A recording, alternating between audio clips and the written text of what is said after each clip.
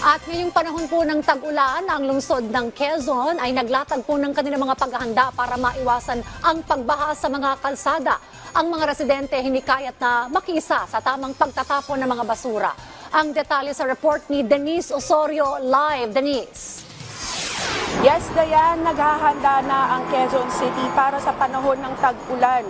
6 na distrito ng Quezon City ang sabay-sabay na kumikilos para tiyakin na hindi basta-basta lulubog sa tubig baha ang mga kalsada. Dito sa District 1, nililinis ang mga kanal at estero sa mga kalsada ng Canlaon, Dapitan, Halcon at Matutum.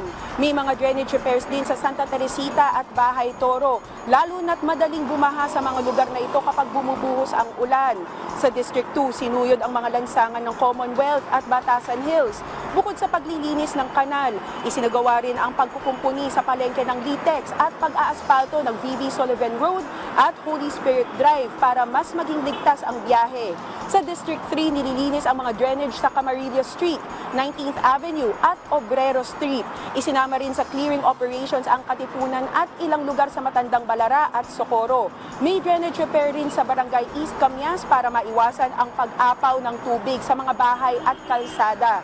Sa District 4, makikita ang mga repair at beautification works. Habang inaayos ang drainage sa Kamuning at Galas, naglagay naman ng aspalto sa Cruz na Ligas. Nagkaroon din ng beautification sa Tomas Morato dahil kahit emergency response ang prioridad, syempre hindi nakakalimutan ang aesthetic ng lungsod.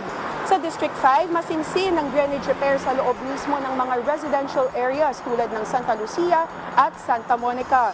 Dito rin isinagawa ang asphalting at concrete work sa mga kalsadang matagal nang kailangan ng improvement gaya ng Teresa Heights sa Pasong Putik. At sa District 6, muling hinigpitan ang declogging sa General Avenue. Kasabay nito ang pagpapatuloy ng malawakang drainage installation sa kabaan ng Commonwealth Avenue at Don Antonio na isang pangunahing ruta sa lungsod. Dayan, ayon sa QCLGU, hindi ito basta-bastang simpleng pag-aayos ng mga kalsada, kundi investment rin ito para sa seguridad at kaligtasan ng komunidad, lalo na pagdating ng bagyo. Paalala ng LGU sa mga residente, magtulungan tayo at magkaisa. Huwag tayong basta-bastang nagtatapon ng basura kung saan-saan, lalo na sa mga estero at kanal. Yan ang pinakahuling balita mula rito sa Commonwealth Avenue, Quezon City. Balik sa iyo, Dayan. Maraming salamat, Denise Osorio.